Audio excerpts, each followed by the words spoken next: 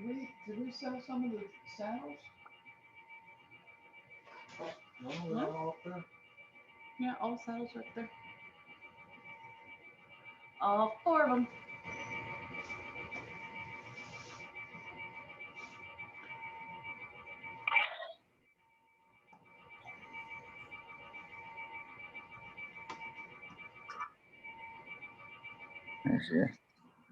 Hey, David. Hey, how are you? Good. I'm not too good. I got this back on. It's like 37 degrees and snowing. Really? Yeah. It's 81 and rainy here, so. How'd y'all do with the flooding? Those all stayed south of us. Did it? Well, that's good. Didn't need any more of that. No. Hey, Larry, how's it going? Good. How are you, Dad? Cold, 37 snowing. That's crazy, man. Can't believe it. Burning up here already. I ain't gonna be able to stay too long. We got a couple things going on. We got Brandon tomorrow. We got a horse show this afternoon, and then I got a bunch of people here visiting and in graduations this weekend too. So we are strapped on. Well, you are. Hey, Susan. And it's snowing.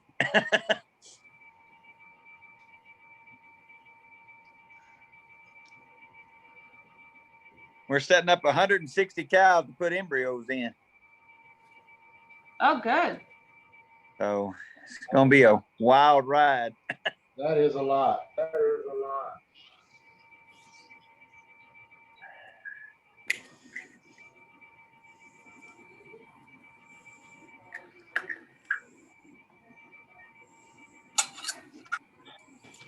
Give everybody a couple more minutes to get on.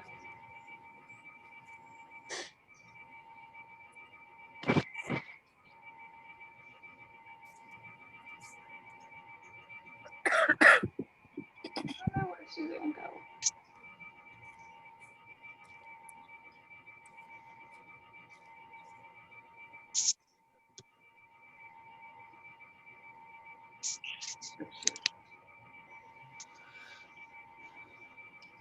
Was you able to get the lady that's gonna do the your AI tech to get on? Suzanne's on. Suzanne Bush. Wave. Okay, good deal.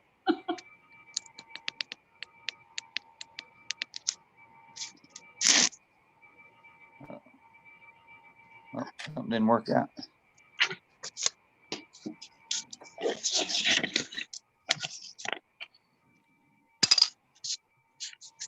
My phone doing something funny.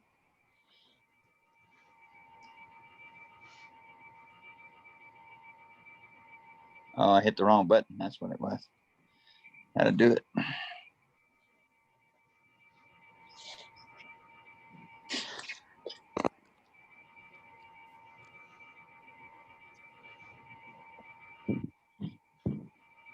Larry, did you ever decide on that selling the semen, or was you gonna do that or not? Yeah, we still need to get some kind of emails out. Lynn's been so busy, having trouble getting her to slow down enough to do anything for me. Well, that's the way I am too, but I understand how she feels. You got to be in 6 different places. Yeah, she's leaving tomorrow morning. I'm muted. She early. Tried to get Will to bring his truck out to Honda. And he's having a steering problem. I'm like, I'll grab the orbital valve out of my truck.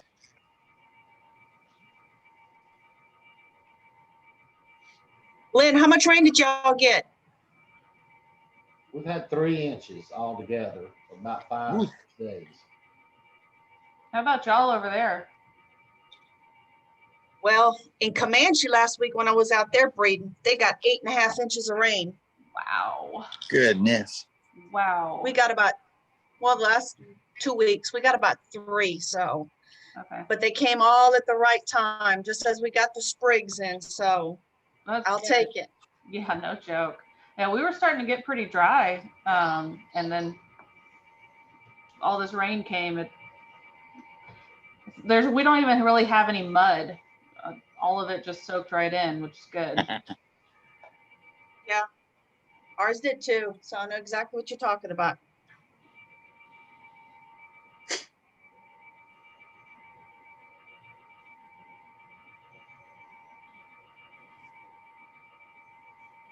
Well, Lynn, you and David might as well get started. Well, like I said, I gotta leave pretty quick. I was glad that your AI person was on. That way, that would be she could do most of the technical stuff, and I wouldn't have to show myself. Hopefully, I can get a better conception rate this year. We've had pretty good, but it's the weather like this is 80 degrees one day and 40 degrees the next day and raining. I mean, it's just hard to get them to start cycling with the sun. You know, we don't have enough sun. It's always cloudy. So it's hard to get them regulated. Okay, so I guess we'll get started. Suzanne, feel free to jump in whenever you want. We're going to be covering the benefits of artificial insemination, like what condition health your cows need to be in, the facilities, materials that you'll need, not including the drugs, because drugs you have to get from a veterinarian, but we'll cover all that when we get there. And then estrus synchronization protocols. So just like I said, feel free to jump in whenever you feel like it. And just so y'all know, Suzanne Bush is on with us today. She is our AI tech out here. She does an amazing job. It's your full-time job now, right? Well, sort of, kind of, besides running my own ranch, but yes, and I put embryos in now too. Oh, awesome. I know last time you were here, you were talking about that. So that's amazing. Anyway, she's a wealth of knowledge. We've used several AI techs in the past, and Suzanne is by far our favorite. And she's great. So, you know, if you have any questions for Suzanne at any time, either stick it in the comments or, you know, just speak up. So. Okay, so the first thing we're going to go over is the benefits of artificial insemination. If you're not using artificial insemination in your herd currently, no matter what size your herd is, you're really kind of missing the boat. Artificial insemination is one of the best tools you can use to improve the quality and genetics in your herd. Without having a super high investment in either bulls or embryos or recipient cows or anything like that. It also allows you to use several bulls within a breeding season. So you have more genetic diversity coming into your herd as well, which is a fantastic thing.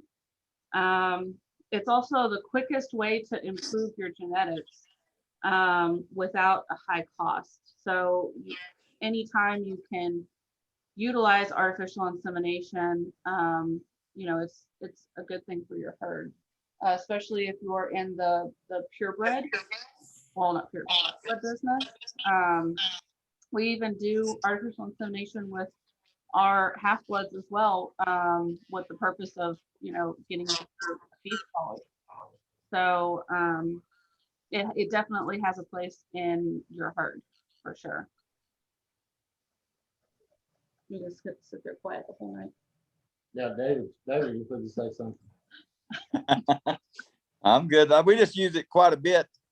And we have a lot of AI sires, but it's still good to have those bulls around just to, you can AI, you know, 2 in the chute coming through one at a time and breed the one bull that needs a certain trait and then use the artificial to breed the next cow that needs a different trait to a different bull. Mm-hmm. So you can really fine tune your herd to make them all look, even though you're breeding the different bulls, you're all trying to get to the same endpoint. So artificial insemination has helped us a bunch along with the embryo work, which we're not really talking about, but it's still just breeding the best to the best. So anytime you can use a sire that's better than the one you have access to, you might not be able to afford a high dollar bull like that, but you can also use that bull. You can afford $50 a straw. It's a lot easier than paying $50,000 for a top bull. So that's the easiest way to get your inroads into a good genetic program. It is. And also, I mean, if you're like some of us on here and you have a rather large herd, you don't necessarily have to just use that $150,000 bull to cover, 30 to 45 head in a breeding season. You can purchase more straws of semen than that and get 50, 60, 70 cows bred to that bull if you're really wanting to use him real heavy in breeding season.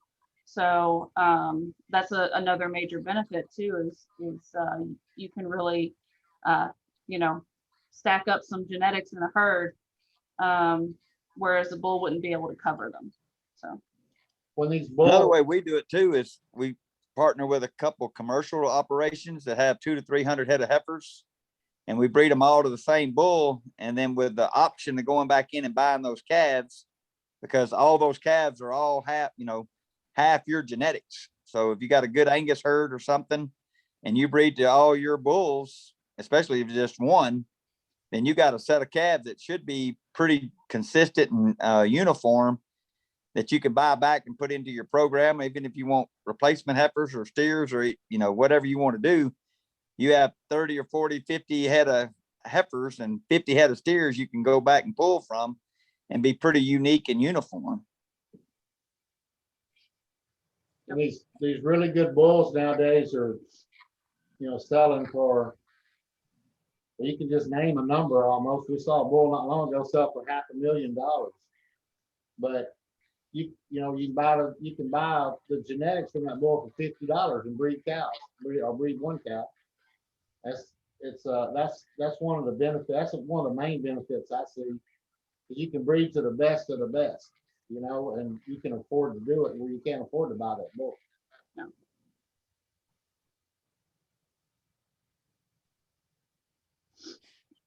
Okay, so like I said, if you're not utilizing artificial insemination in your herd, no matter whether you have one cow or 1,000 cows, you're kind of missing the boat, because it's a amazing tool to have in your arsenal.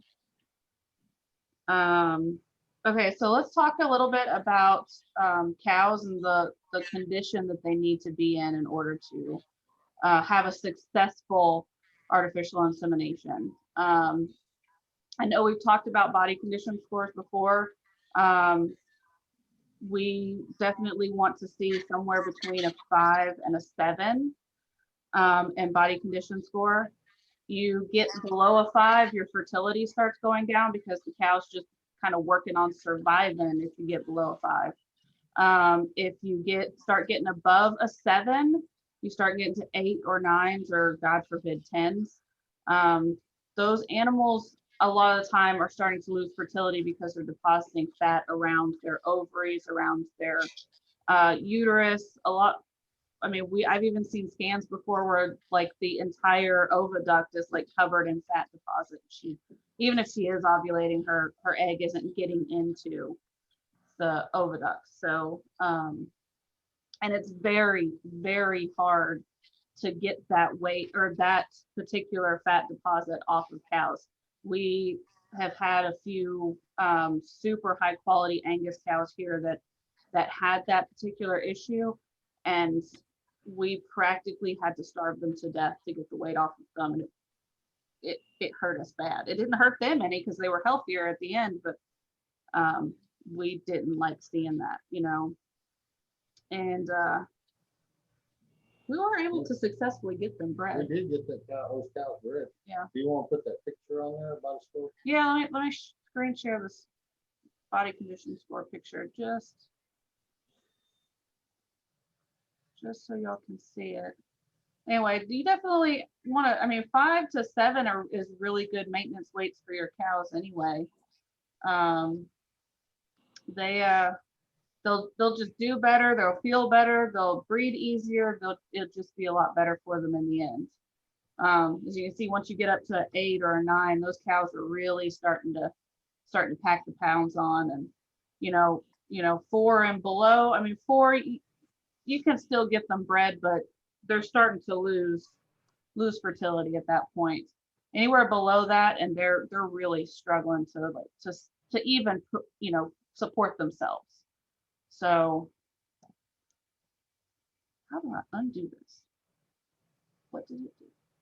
There we go. Stop sharing.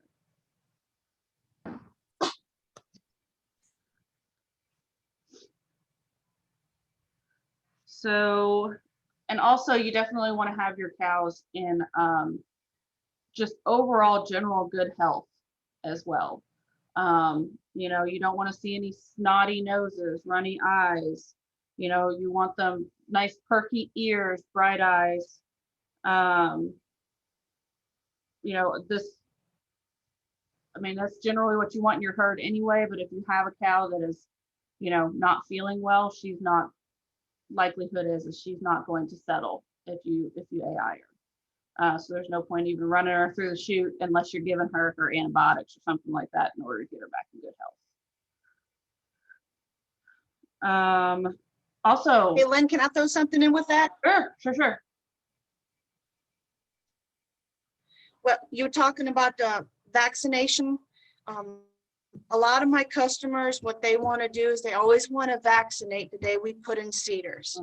And we try to tell everybody, do not vaccinate your cows the same time you want to breed them, unless you're going to be setting up heifers on a 33-day protocol. But that is one of the questions we always get is, can we vaccinate? Can we work cows the same day we're putting CEDARs in and breeding? So that's a big no-no. Like I said, the only time we do it is if you're breeding heifers on a 33-day protocol. So I just wanted to throw that in there. That's a great point. I mean, honestly, that I would have never even considered doing that, because what goes on there is when you vaccinate, the whole point of a vaccination is to put their immune system under stress so that it produces antibodies to fight that disease. So basically you're making them just a little sick, and which is going to definitely allow them, or you know, keep them from having a really good settle rate within that group of animals that you just had. So great point, Suzanne. I never even thought of it. I would never do it.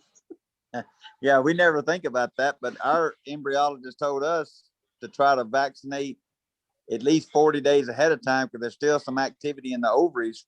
So if you're trying to flush a donor or something, you got something interfering in there. So you don't want to, you know, put that system under stress. It's hard enough to get viable embryos to start with without putting more stress on them from vaccinating. Exactly. And the other thing is body temperature. When you're vaccinating them, if they have some kind of resistance to it, what it does also is what I've done here and tested it on my own cows, their body temperatures go up. So if you're putting an embryo in at 98 degrees, you're thawing it at 80, putting it at 98 degrees. If you just vaccinated them, like say with some kind of BioShield 6 VL5, their body temperature goes out. Then of course that embryo inside, you know, it's going to affect that also. So the body temperature of the animal is also important. And I know I just brought that up because we've done some tests with it, and you can see that vaccinate them at the time that you're trying to do AI does have a huge impact on it. Yes, So absolutely. So Suzanne, David said about 45 days ahead. Okay. With what you just explained with the body temperature going up, when does that start to recede? So that then, you know, so say if I happen to do it 15 days before, am I at risk at the body temperature being too high for you to do the AI? well, it depends. If the cow is trying to fight off a sickness, because you got to remember, semen, everything goes by scrotal temperature. That's what we always teach in our classes that I teach, scrotal temperature. So if they're trying to fight something off like a respiratory, let's just try BRD. Let's just say they're trying to fight off BRD and they have a temperature of 103, and you're going to give them, just say something like Restflor. The withdrawal period says 28 days. It stays in their system, they'll say for 14 or so. You don't know how long that temperature is going to stay high. So what I do is, and I know this probably sounds crazy, when I get ready to put my embryos in my cows, one of the very first things I do is obviously I palpate them, make sure that they're good, but I also take a rectal temperature. You know, before I throw in $1,000 embryo, I take a thermometer, I stick it back there, and I make sure that she is not running a fever of 103, 104. Because at that point, I'm like, you know, is it really worth losing $1,000? And the same goes for AI. Because you figure you're thawing that semen at 95 degrees. If the cow's running a fever 104, got to remember there's cold shock and there's hot shock. So I'd also take that in consideration. I mean, those are the things you don't read at a lot of places, but it does have a big play when you're talking about cold and hot shocking your semen. So, Well, with but that that's being said, so, something I wanted just to throw in there. okay. And then there's, so, is it best when you talk about cattle temperature, I mean, they pretty much regulate it throughout the year, but of course the hot years probably would be a worse time. I mean, the hot months would probably be a worse time to AI than say the spring or fall. No, I mean, you want to do it at the coldest part of the day, which is usually early morning or late in the evening, because you figure when does a cow get serviced by a bull? Usually it's between 12 o'clock in the evening and 6 o'clock in the morning, because that's the coldest part of the day. So you don't want to AI late in the afternoon. Now, there are some customers that have eared cattle, like your Bos Indicus cattle. Those we AI in the late afternoon in July and August, because it has to be super, super hot for those cows to do well. But for all my black cattle, besides Brangus, it's always early morning or late in the evening, usually the coolest part of the day. And the gentleman before, what he said with 40 days, I always tell people definitely 30 days or more if you're going to vaccinate before we start breeding. Okay. And one of the reasons people want to vaccinate while you're getting ready to breed is because they figure they done paid for the day help. That's one less trip in the chute. And I always tell them, don't be lazy. This is before me. You guys need to do this after me or before me. That has to be included in any AI or ET program. Vaccination. Thank you. So another thing that that Suzanne and I have talked about this while we're here, while she's been here before, is a lot of the times she's been to some places where it's pretty crazy, like the cattle are being handled pretty rough. We always handle our cattle very, very easily. Everything's quiet. We move as slow as possible, just to make sure that there is the least amount of stress on our animals as possible, because we feel the slower we move, the faster we actually get through, and the less drama and pain and everything that happens. So calm cattle equals better outcomes. We've definitely seen that here. The crazier the cow, the less likely she is to settle, because we've had a few that have been kind of crazy, and their percentage outcome is a lot lower. And let's see. Oh, also, you might consider giving a shot of multi-min 14 days prior to AI in cows. Multi-min is a trace mineral and vitamin supplement, and it really boosts their immune system, really helps with any deficiencies that they might have. We have experienced good luck with using multi-min prior to AI. And honestly, that sort of tip probably only bumps your outcome percentage up just maybe 5%, but any sort of leg up that you can get with this sort of game is good for you.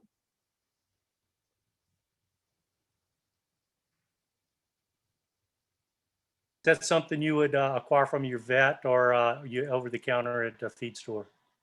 You can get it over the counter. No, You have to go to a vet to get it now? That's ridiculous. prescription. Yes, multi-min is a script. Oh, They just changed it because of the selenium number in it. Yeah, I know. that's ridiculous. So Suzanne, is that something I that know. you can script? Are you licensed to do that? I'm not. I have a veterinarian that actually lives on my place. That's how I do all the drugs, and I basically breed for most of the vet clinics here in Central Texas. So all I got to do is call up the vet and say, hey, I need this and this. But then again, I breed my veterinarian's cattle too. So I kind of got a leg up on that. But I do not give multi-min simply because I also have a really good mineral program. So I don't want to overdo it. So now I do it on my donor cows. I do give a multi-min on my donor cows, but not my regular cows. I use, like I said, I use year-round mineral. Okay, so we have a couple of questions on the chat. Bob, you asked, older cows' body, I guess you're referring to body condition score, starts to go down in general. Correct. So is there an estimated age to start considering not to do AI? So like, how old do they have to, or how old like is too old for AI? That's right. And I was kind of pushing that towards maybe Suzanne or you know, what you guys felt over there. Well, I can tell you, I've got some 18-year-old Beefmaster Angus crosses that I'm still AI and they're still taken. The way now, I run a little bit different operation because I have my herd that are the girls that make us a living, and then I have my pets. So let's just, you know, pets versus making a living. So the way that I look at it is, if she's still producing good calves, got a good bag, and she's making good milk and she's raising a good calf, I'm gonna try to AI her 45 days after she's dropped her last calf. If I have to put more than 2 straws in her, then what I will do is I will put her with a bull, because I'm not gonna waste any more money on her as far as AI is concerned. And then I will let the bull clean her up. And then obviously I will test her. I will ultrasound her in 60 to 90 days. And if she doesn't take that, I know it's time for her to go. But I think it also depends on the different breeds. I mean, different cattle go longer than other cattle do. I mean, that's just something, I think that is every individual. I think that's up to the individual, how much money they're willing to invest. And, you know, if that's something they want to, you know, just, I don't know.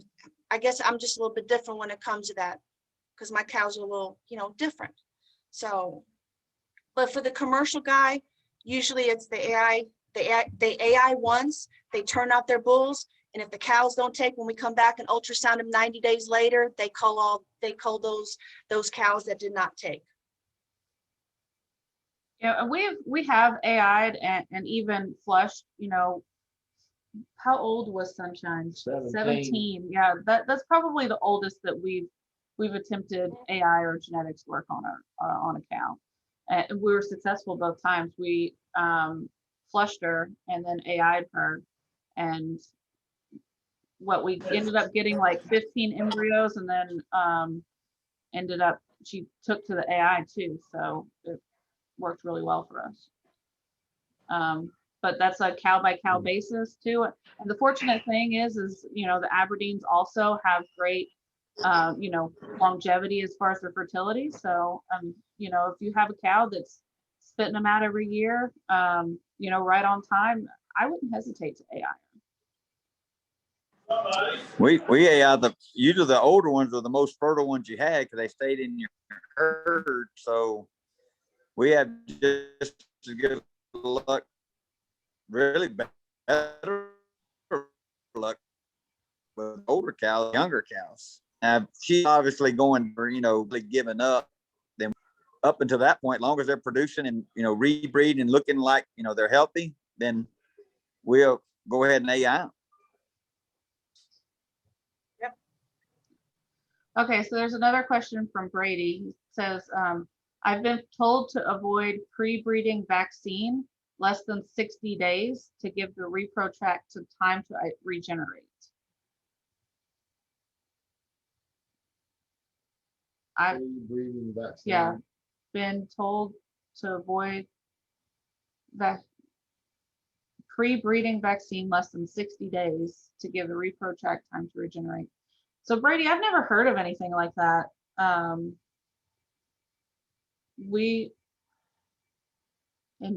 I.e. PregGuard. Oh, that's the vaccine that you're using, PregGuard?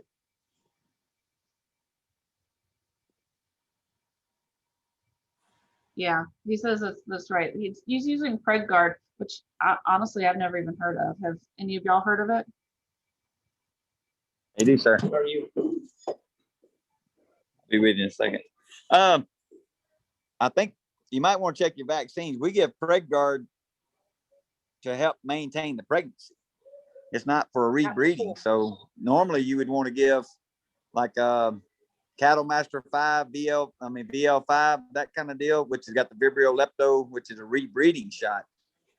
And the way we do it, it might not be the best, but when we do the receps and the donor cows, we do the first 30 days of breeding, then we revaccinate the calves for the cows for breed back right then, as soon after. So it's maybe 2 to 3 weeks after they've calved, we'll start giving the rebreeding shots to not interfere with when we're putting the embryos in. So we've only got a 60-day window in there, maybe 90 at the most. So you only got 20 days after, and then revaccinate them, and then 45 days before you do it. So it's kind of a tight window, but you might want to just check on his what you're giving and when you're giving. You don't want to give a high dollar vaccine if it's not really the right time to give it. He's asking even in heifer development.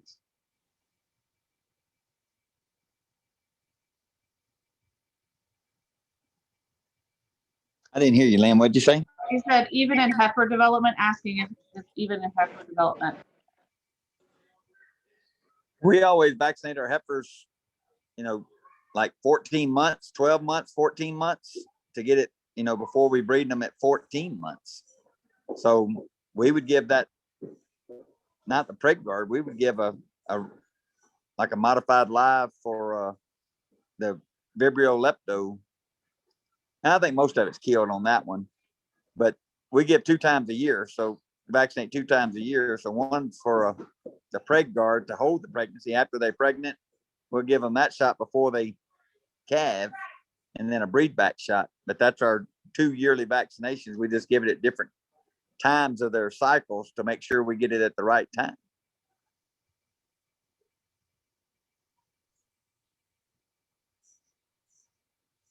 Ask Brady if it's clear. Brady, that answer your question? Okay, yeah, he says yes, that answered his question, and that his lepto vibrio program is closer to what you're talking about, David.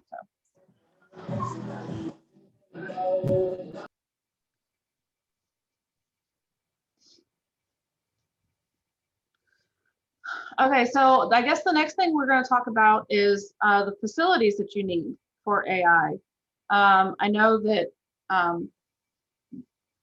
there's been several AI techs who have come out who are like, man, they tied them to a tree and expected me to breed them, so you definitely want to make sure that you have some sort of safe restraint for your cattle, either a squeeze chute or a breeding stanchion, just for the safety of everybody involved. You, the cow, the AI tech. We want to make sure we keep this as safe as possible for a few reasons. One is because safety is very important on farms and ranches. Farmers and ranchers have a very high incidence of injury, which is most of the time unnecessary. And 2, we definitely want to make sure that this is as stress-free of a process as possible for our cows so that we get better outcomes. So a squeeze chute or a breeding stanchion really are a must if you're going to have an AI tech come out. Or if you decide that you want to become an AI tech and breed your own cows, it's a must in order to go ahead and do that.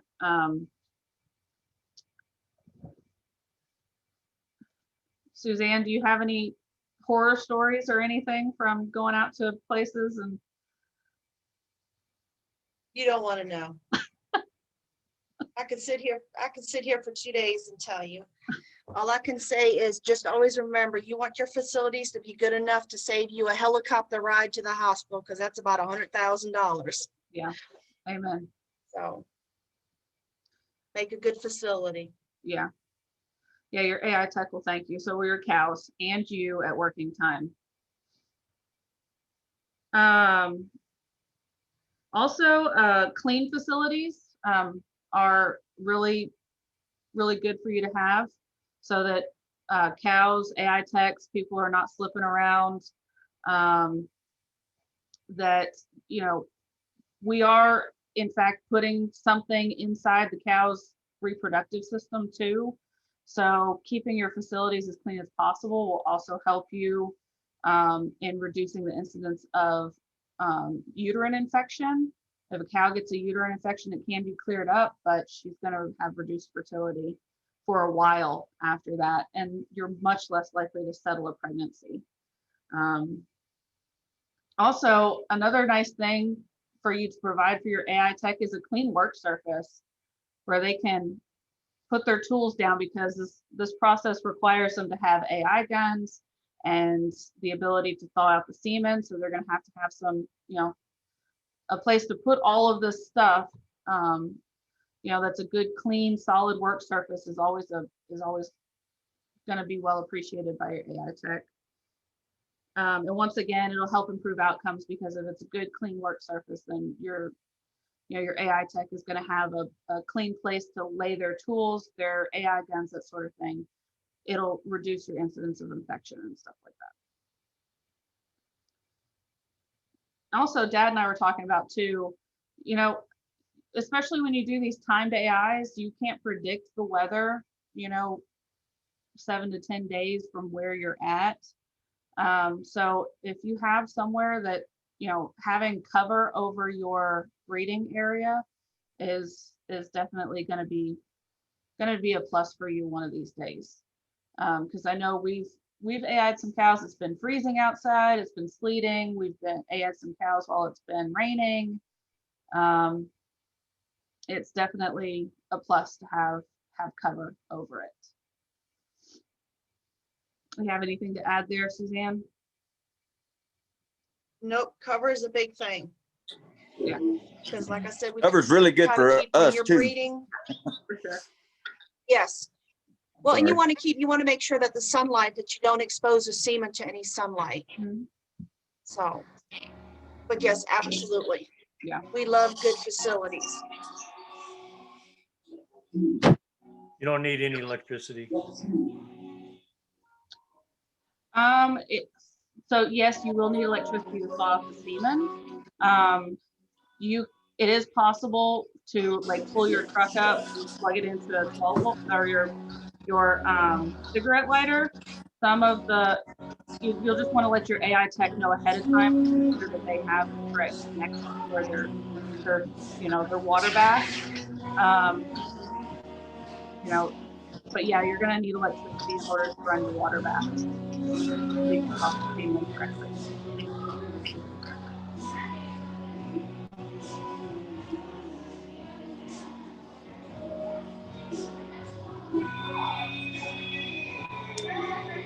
Is there anything else that we as the person on our location need to provide as far as medical equipment or anything of that nature? You know what I'm saying? Clean up. So Cows. we're going to cover some of the materials that you need. That's actually a great segue into it. Okay. So the things that you will need in order to, you know, get your cattle set up for you know, estrus synchronization is you're going to need syringes. I recommend either a 3 or 6 cc syringe. You're going to need needles. You know, 18 gauge, I feel like is probably the best. And you're going to want 1.5 inch needles because these shots have to go intramuscular. So if you want to get it pretty deep into the muscle. And this is just a personal preference. I really want to have a new needle every shot I give to every cow. So I don't want to be reusing needles in cows. I want to be that, but that's a personal preference. I know that some people will use needles multiple times, to me, that 5 cents that you're gonna spend on the needle is worth a little bit of extra protection. Let's see, if you're gonna be using cedars as part of your protocol, you're gonna need a cedar gun, and you're gonna need a mild disinfectant, and you're also going to need, to disinfect your cedars and your gun.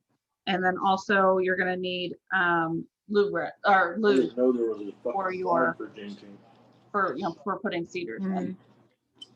And for those of you who don't know, cedars are a controlled intravaginal release of progesterone. So I know you had said y'all use Suzanne quite a bit. And I'm gonna assume that to some degree, this is her protocol to want to use the 18 gauge needles and the No, inch and a half. It's yours, okay. That's my personal preference. I'm just telling you what I feel works the best, because we've done a fair bit of genetics work over the years, and these are just things that I like I said, have worked really well for us. Okay. So Suzanne, I ask you, is there a preference that you have as far as the equipment is concerned that we provide? I usually like to use 20 gauge 1 1/2 inch needles. That's just my preference, because one, they're a lot cheaper than the 18 gauge. And when you're breeding large numbers, every few cents count. So to me, they're cheaper. And I started out using 18 gauge, but to me, I use 20 gauge. There really isn't a big difference except for price. And the disinfectant that Lynn was talking about, a lot of folks tell you to get Novasan. Well, Novasan is a product that's very expensive. It's a chlorhexidine solution. You can get the generic version at Tractor Supply, and you can buy it by the gallon versus the pint. And it's just regular chlorhexidine. It's a blue solution. And I use that on every piece of item that I use anytime I go in AI. I also use it on my shoes or my boots anytime I go from one premise to the other, because biosecurity is very, very big at my place. But chlorhexidine is the way to go. Don't ever use any kind of Dawn dish detergent or any kind of other harsh detergent. It's got to be some sort of disinfectant. Thank you. And as far as these syringes are concerned, do you have a preference as to how many cc's? It's all gonna come in the protocol. Yeah, it depends on the drugs you're using. What size? And you're gonna give them that information. And it also depends how many and Bob, it also depends on how many numbers you're going to do. I mean, if you're going to be doing 150 head, you're not going to use one syringe. I mean, you'll be there all day. I use guns. So I use, I have, what guns do I have special Primatech guns where the bottle actually sits on the top. So I never have to reload that gun until I'm out of medication. So it depends on, Lynn, and correct me if I'm wrong, how many cattle you're going to be doing. Absolutely. Absolutely. Well, you're out of luck, Suzanne. I don't have 100 or 150 head. I'm just barely over a dozen right now. But so with that being said, do you provide any of this equipment, or is this something that your customer provides, Suzanne? I have everything that you need. When you call me up and you tell me, well, you want me to come set up your cows, I come set up your cows, I come pull your cedars, and I breed them. You don't provide me any of that except for a place to work your cattle, and you hire the help to help me, because I don't work the head gate, I don't do any of that other stuff. And then that's all on me. Those are the things that I provide. And then of course the semen you provide, because it's what you want your cattle to be bred to. But every operation is different. There's also bigger operation like Evans Farm. I'll go breed 200-300 head on a weekend, and the only thing I do is bring my AI guns. Okay. And that leads me into Lynn. When we talk about the items, the AI guns, you also have to make sure that the guns facilitate a 1/4 cc and a 1/2 cc straw, Mhm. or you have a universal gun. Now, I will tell you that a lot of the folks that I breed in your organization, those are all still custom collect straws, and they're mostly all 1/2 cc.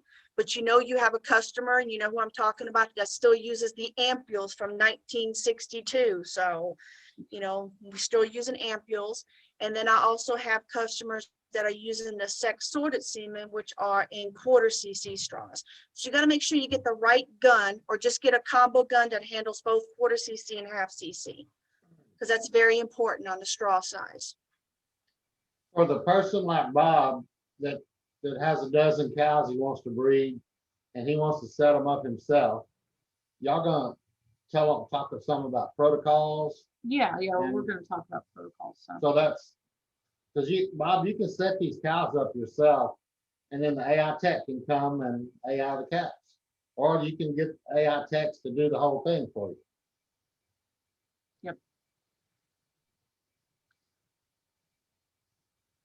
So Okay. Renee asked to, if you open a bag of cedars, which they come in bags of 10, do you have to use all in one setting? No, you don't. Just make sure you look at the package, because they come in a resealable bag. Make sure you look at the package, the storage information on it, and store them accordingly, and they'll stay good.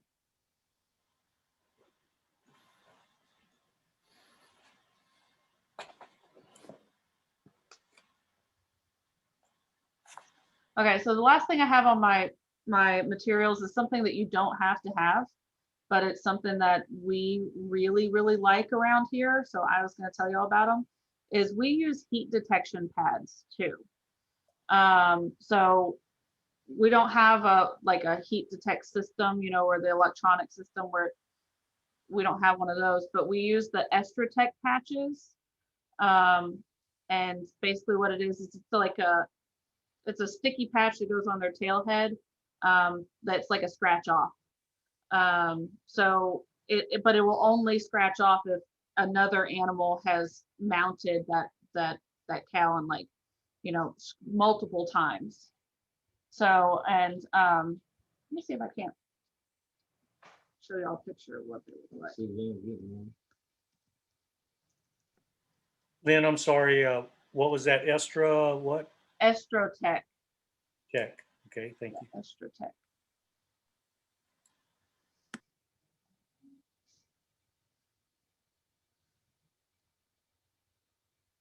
Yeah, so this is what they look like when they've been scratched off. Let me share my screen with y'all.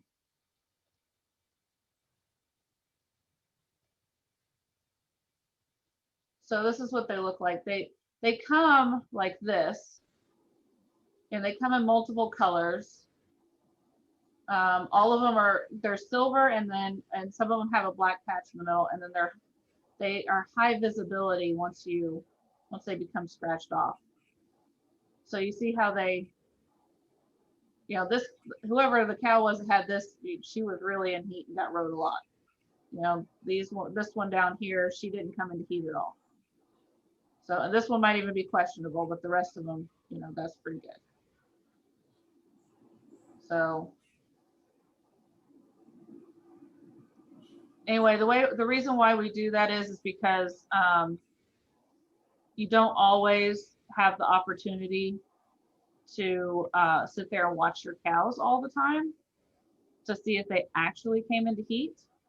So we really like those because we can see that there was activity there. So.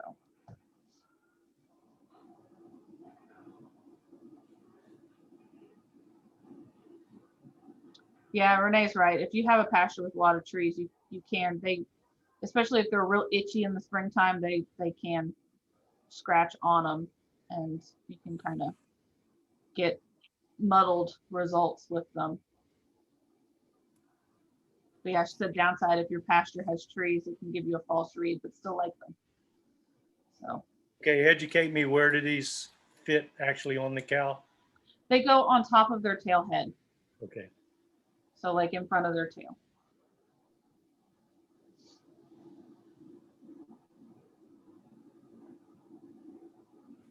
Anybody else have any questions before we start going over AI protocols?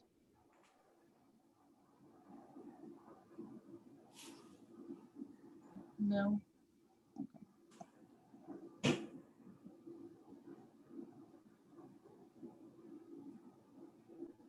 Let Suzanne come back here real quick.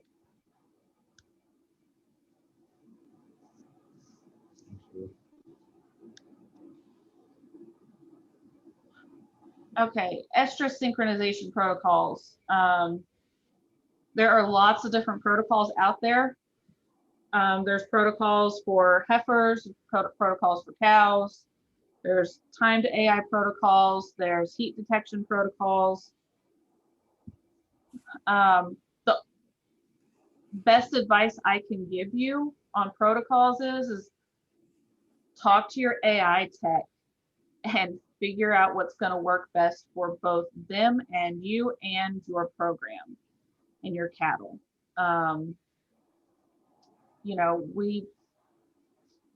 Suzanne, I guess several years ago, shared with us this website called EstraSync, which, you know, can help you determine what protocol will work best for you. And since the last time I was on it, they also updated it to for your input costs too. So you get to figure out exactly how much it's going to cost you and drugs and everything else, the entire thing for breeding each cow, which is amazing.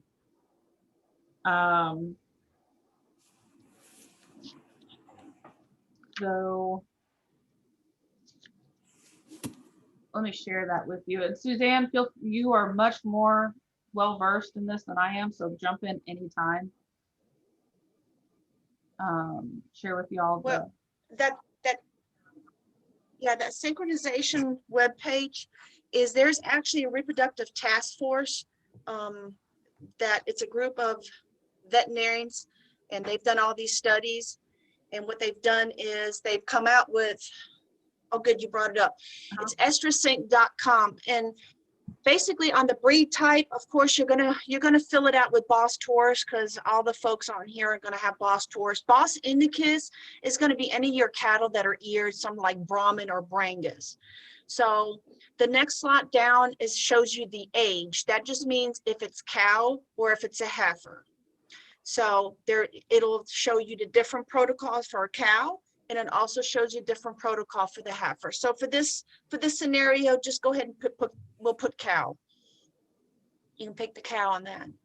So the number and head of group is kind of important, because you want to make sure that if you're doing a timed AI protocol, that you have enough hours in the timed AI to make sure that you can get all these cows bred in the 6-hour window. So let's just put 20 in that one. Okay, then we go to the breeding program. Date to start breeding. Say we want to start breeding, just put, go ahead and click on that, and we will put, let's put, let's see, we'll have to go further. Let's do May the 2nd, no, June the 2nd. We won't have enough time to set it up, so. Okay, time you want to start breeding, let's just put 10 o'clock. 10 a.m. Yeah, 10 a.m. is fine. Okay. So now here, this is the key on what you're trying to do, whether you're going to do the estrus AI, where you're actually watching them for heat. Go ahead and click on the down arrow. So you can do the estrus AI plus cleanup, or you can do the fixed timed AI. Depending on what you do, it's going to give you a different protocol at the very end. So for this purpose, we're going to do, say, the fixed timed AI. So days from the last AI of the bull, just always put 0. Just put 0 for that, because if not, it's going to calculate that you got to wait so many days, blood test and all those other things. So always just put 0. Then on your input cost further down, I usually don't even mess with that, because all I need is just the times and the dates when to pull CEDARs. But this is a neat tool if you want to track how much it's going to cost for you to AI versus buying a bull. And a lot of times this will pencil out a lot cheaper than actually buying a bull, having to feed them and so forth. So the labor cost is, whatever you're paying your labor. The PG shot is whatever you're going to be paid, GnRH shot, and then your CEDAR cost. and then the semen. So we'll just leave it as such, Lynn, and go ahead and hit next. So here's going to give you the recommended procedure and then the less preferred. So we usually always go with the 7-day. Now, every once in a while, if folks got appointments, they forget about it and they want to go with the 5-day, just remember, if you're doing the 5-day, that means the cows will have to run through the chute twice in one day. So you want to be cognizant of what protocol you're taking. And if you don't like that protocol, you can always go back and change it and look at those times. But for every one of those that you click, it tells you the system works well in cows, and you can kind of go down and read, and it'll tell you 60 to 66 hours. If you're not doing that, detecting, it'll be 72 plus or minus 2, and then it talks about the less preferred. So usually we go on the 7-day co-sync fixed time AI at the very top. Go ahead and hit next.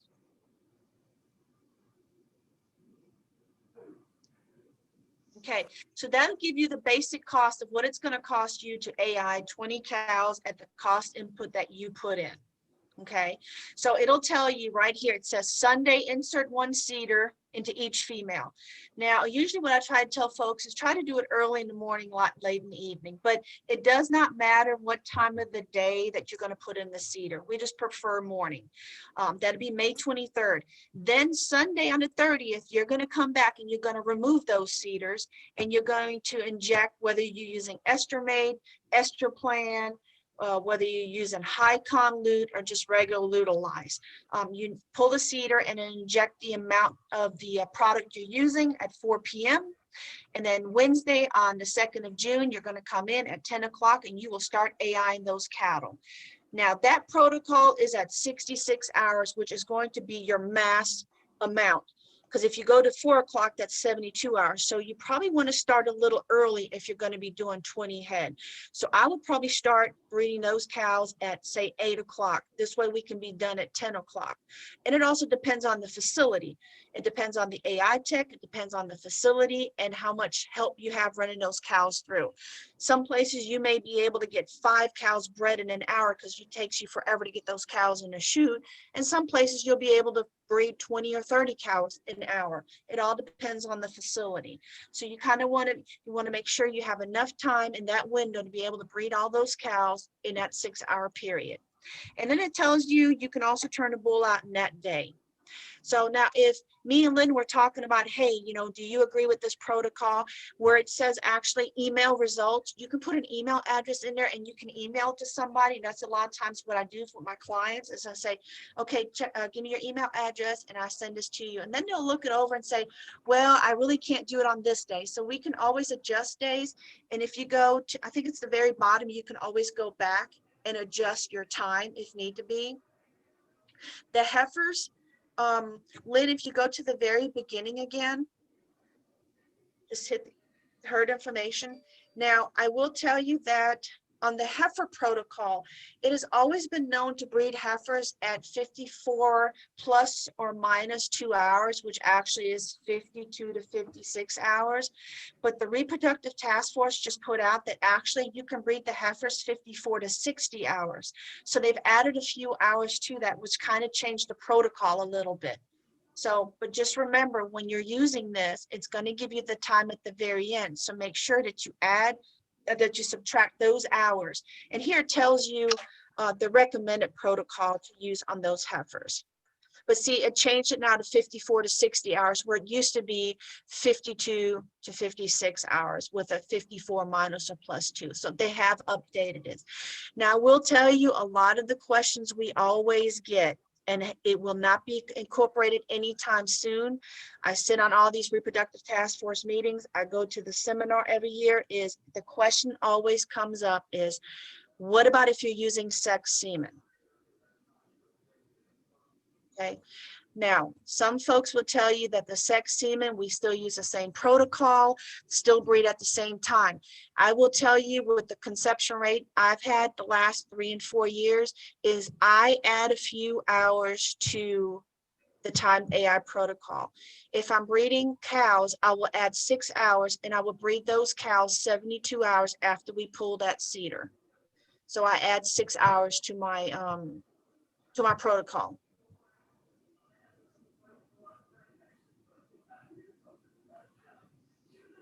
Okay. The heifers, I usually go 62 to 64 hours. I just add 2 to 4 hours with them. Because the thing about the sex semen, it's quarter cc, and the time, you have a shorter time window for conception versus the conventional semen straw. So that's why we add hours to that. But you will not find, you won't find it on this software. It has not been incorporated yet. Yeah, and this is a great tool for you to use, especially if you're thinking about, you know, trying to plan ahead or something, to see, you know, what exactly, you know, it might look like for you. I've used it the last 2 or 3 breeding seasons ever since we met Suzanne, and it's nice that it gives you the exact day and time too, which is great. Because before that I was always having to, like, you know, pick my day and work backwards with time and all that stuff, and this just does it for you. It's nice. And the good thing is you can play with this also depending on the facility. You know, like Lynn, I come to your place, I can breed at your place at 2 o'clock in the morning. It doesn't bother me. That's because you have lights and you have Yeah. the facility. Now I do have some commercial, I do have some commercial folks. All they have is an okay corral. They go out, they corral their animals. So we have to breed during daylight hours. So, you know, that's how you kind of got to look at too, is where's the end product? Where are you going to be breeding? And this is helpful too, because we know what time to pull, and depending on what time of the year it is, we know we can breed at this time and this time because it's still light outside, not dark. Yeah, I remember one year I messed up on we weren't AI-ing cows. We were doing embryo transfer, or not embryo transfer. We were doing, you know, collecting embryos, and I messed up on the time, and I ended up pinning myself down to giving shots at 4 a.m. in the morning. That was fun. That was fun for all of us. I know your mama was not happy. No, nobody was happy. Nobody was happy that entire week.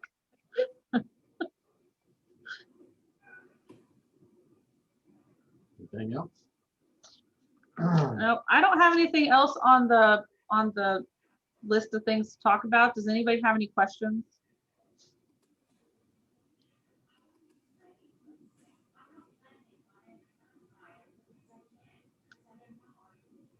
Okay, and Suzanne, And do you Lynn, mind? Go ahead. I was going to tell you, if you want to give my information out, I'll be happy to answer any questions. Okay, I'll do that. Like I said, you know, I know there's a lot more to AI than, you know, us just taking an hour to go over it. So I'll be happy to answer any questions that you may come up with later on, as far as semen storage, semen handling, you know, because like I said, AI has so many different things than just what we discussed. So I'll be happy to answer any questions. Okay, and Renee asked, is there a good source to find techs in your area? Sorry, Renee, I've forgotten where you're from. Where are you from? Sorry, I've been multitasking. I'm actually in the Northwest. I've found a couple myself, but it seems like sometimes when you start doing some of these specialty things, that trying to find sources, whether it be to ultrasound carcasses or ultrasound pregnancies or AI or whatever, that it gets harder to find someone if your vet doesn't do it. Yeah, we found Suzanne by word of mouth. There was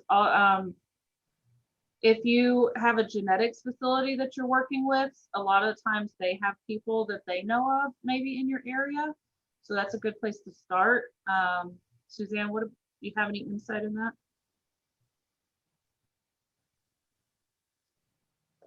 No, usually it is word of mouth. Now, like I said, I don't advertise any of my services because I have my own ranch to run. And so I never advertised, and Lynn just found me of word of mouth. And usually if you call the, like say I breed for ABS, I breed for bovine elite, I breed with Gen X. So if it, depending on what semen company you're going to use, also ask them what AI techs are in your area that service your area, and they'll be able to help you, whether it's Gen X, ABS, Origin, bovine elite, or so forth. That's usually how you can find an AI tech in your area. Thank you. Yes, ma'am.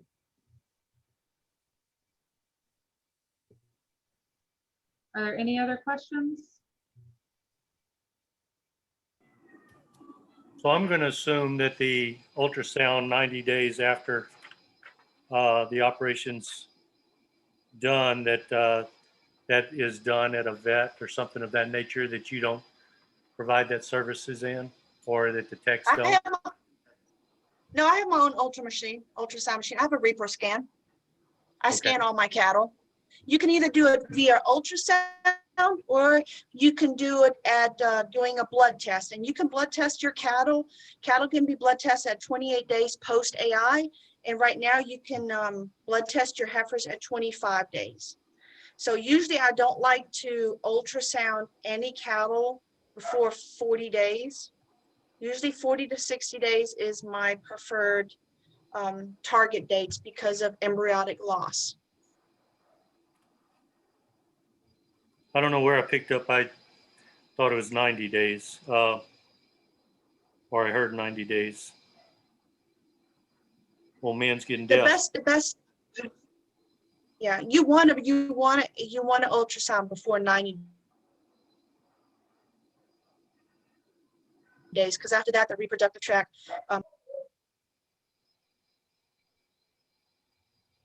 Say, Bob, Yes, sir. we use a place called BioPregCheck. Okay. You can Google that. It's right over here in Anderson, Texas. Are they even still operational? Yeah, I think, yeah, they are. Still, the website's still going. Okay. And I think it's like $2.75, something like that. Pretty, if I remember right. I think Lynn may look it up. And you can get supplies from them. And you just pull a little blood and then mail it to them, and then they email it back to you within a couple of days. Okay. It's $3 per sample that you send in. And you need to collect a couple cc's of blood. And it's real easy to do under the tailhead. If any of y'all ever need help doing that, just let me know and I'll walk you through the process. You share that screen with Bob, or email it to Bob or something. I'll Sorry, send Lynn, it out. did you say you'd come over and help me do that process? I don't know, Bob, you're close enough. I might be able to. Virtually, yeah. Yeah. Well, You get real good at drawing blood under their tailhead. You do it enough. I'll have to learn how. Yeah, it's really it's a lot simpler than what they make it out to be and all the stuff. It's pretty easy. Okay, great. Yep. Did you put that website up someplace? I'm sorry. Yeah, I will send it out as part of the resources. Great.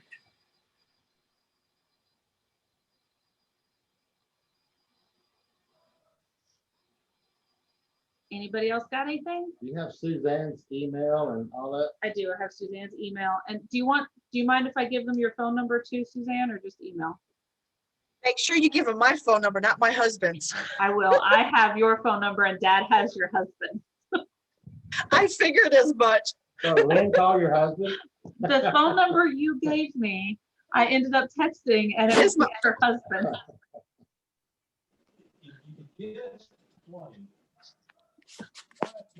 So. All right. Well, thank you so much, Suzanne, for coming on and helping us out. I really, really appreciate it. You are amazing as always. Anytime, anytime.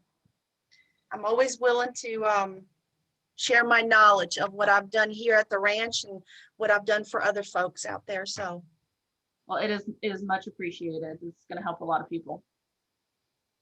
Thank you, Suzanne. Good Thank deal. you. Thank you for having me. Of course. Thank you. That's it, man. All right. Well, I guess good night, everybody. And I'll be getting the video up here in the next couple of days on YouTube. And we'll see y'all next time in a couple weeks. Great, thanks. Yeah, Thanks, everybody. thanks. Bye.